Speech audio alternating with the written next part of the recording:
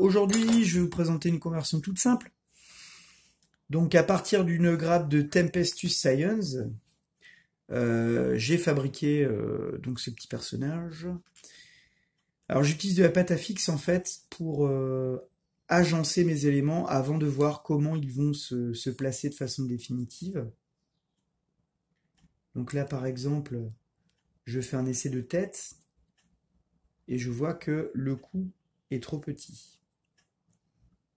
Donc sachant que l'ensemble de la fabrication, l'ensemble de l'assemblage s'est fait de façon traditionnelle, hein, donc j'ai utilisé le cutter, la colle contact, et éventuellement je pourrais utiliser une lime, mais j'ai une technique plutôt de ponçage que je vais réaliser comme ça avec la lame pour avoir une base propre. Voilà.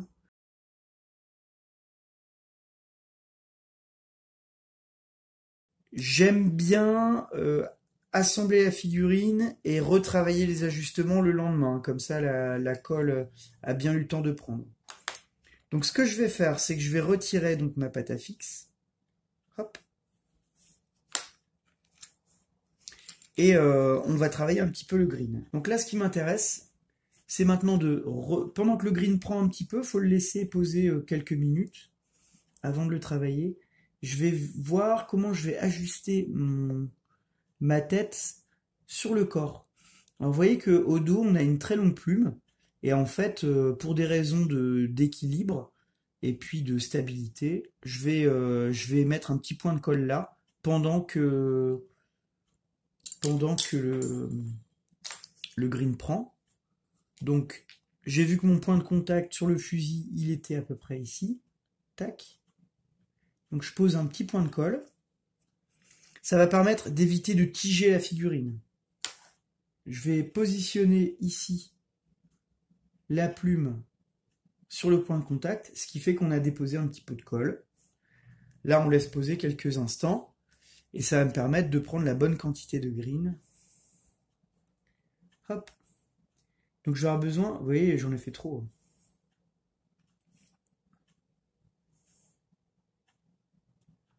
Donc je le positionne, là je le positionne à main nue, hein, mais je vais venir le mettre en forme.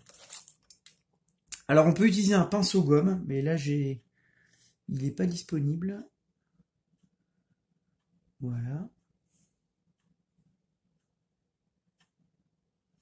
Donc vous voyez, c'est un mouvement qui tourne.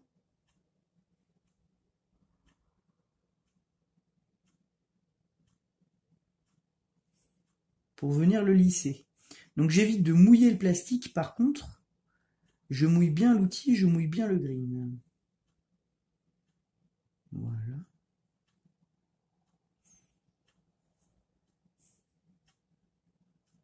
Je remets en forme avec le doigt. Alors, ça me paraît pas assez lisse. Je vais chercher le pinceau gomme. Donc c'est un outil de lissage. J'avais oublié de vous le présenter. C'est un pinceau avec une pointe en silicone qui se trouve en boutique de loisirs créatifs. Voilà. Je ne traîne pas trop parce que, vous vous souvenez, on avait posé de la colle sur la plume. Voilà, je vais former les petits muscles du cou.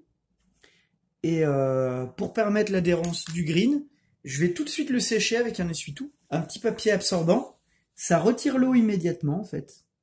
Et ça fait que le green va coller de nouveau. Ce qui est quand même super intéressant parce que on évite d'utiliser de la colle.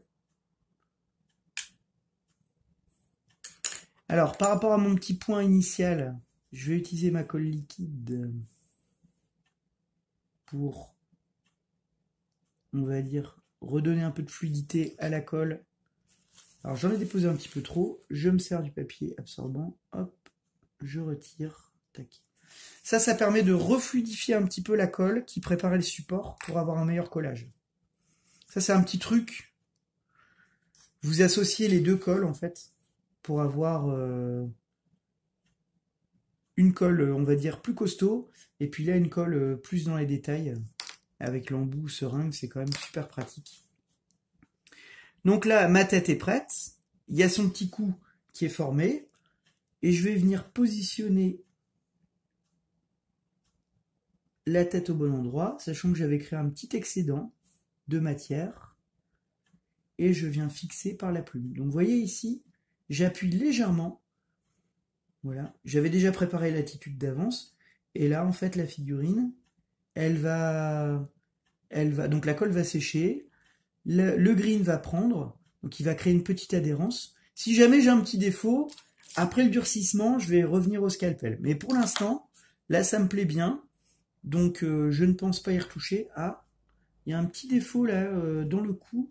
Alors, puisque ça vient d'être mis en place, la colle n'a pas encore durci, je peux revenir. Ouais, ça c'était pas très beau. C'est le fait de travailler avec une caméra entre les deux bras, là, c'est pas évident.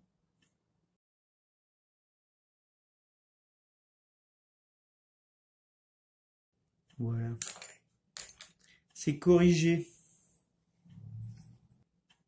Alors j'ai un petit doute. Je vais peut-être quand même rajouter un tout petit peu de matière au fond du cou, parce que le green sur lui-même colle super bien. Donc je vais rajouter un petit peu de green au fond du cou. Voilà. Parce que je pense qu'au niveau du cou, j'étais un peu juste au niveau de la matière. Donc j'ajuste. Voilà. Quelque chose qui serait quasi invisible en fait.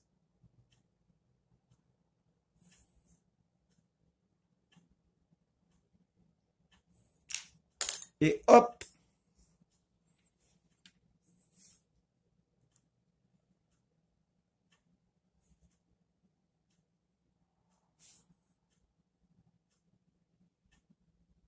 Je lui penche la tête un peu sur le côté parce que ça lui donne un petit air badass. Voilà. Parce que le but c'est pas d'avoir un Gilles de foire, mais plutôt un petit guerrier. Voilà, avec ce petit côté classique ancien et en même temps son petit côté garde impériale. Donc le kit de Science propose vraiment des super accessoires. Ici, une petite dague, d'ailleurs qui est connotée ancienne, hein, c'est ça qui est drôle. Hein. Donc un autre exemple ici, un corps de Skitari avec des jambes de cultiste Gene Stealer, des manches à crever donc qui avaient été sectionnées en fait des joueurs d'épée de l'Empire et puis auxquels j'ai rajouté des avant-bras donc avec des canons assez larges hein, qui alourdissent un petit peu la figue et qui donnent un côté un petit peu plus brutal. Voilà. Donc là j'ai bouché un trou au green parce que j'en avais trop en fait. Mais d'habitude j'utilise une autre matière que je vous présenterai plus tard. Ça c'était ma première de la série. Donc un petit câble ajouté avec de la super glue dans un petit trou. Tiens, ça je vais le travailler aussi.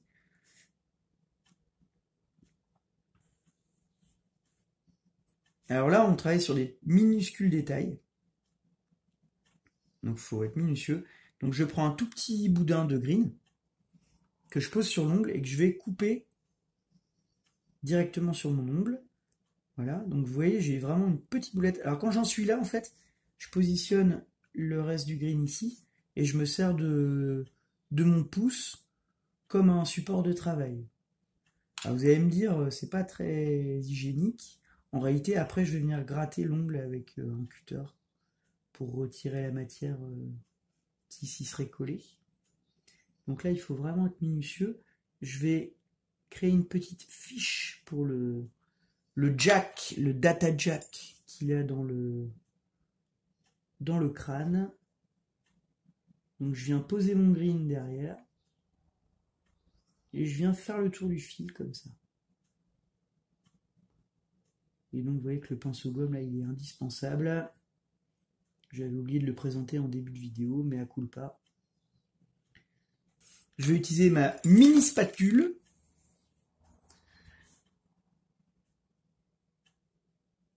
Pour lisser dans les creux. Bien séparer les surfaces, ça c'est très important. C'est un concept important en sculpture. Quand vous réalisez une conversion, séparez bien les différentes surfaces. Alors, tout comme en peinture, on crée ce qu'on appelle un cerne ou un lining. Là, en fait, vous allez simplement créer des reliefs en creux pour différencier les différentes surfaces de la figue. Donc là, mon data jack, ça me plaît pas mal. C'est pour intégrer en fait le câble au crâne du personnage, parce que ça serait un petit peu triste sinon. Bon bah écoutez, moi je vais vous laisser parce que je vais continuer ça dans mon coin. Si vous avez des questions, surtout, vous n'hésitez pas en commentaire parce qu'il y a plein de petits détails techniques évidemment que j'oublie. Parce qu'il y a des choses qui paraissent évidentes mais qui ne le sont pas pour tout le monde. Donc n'hésitez pas à poster vos questions en commentaire et puis j'y répondrai rapidement. Et éventuellement, si nécessaire, je ferai une vidéo supplémentaire sur les détails qui vous intéressent. À bientôt.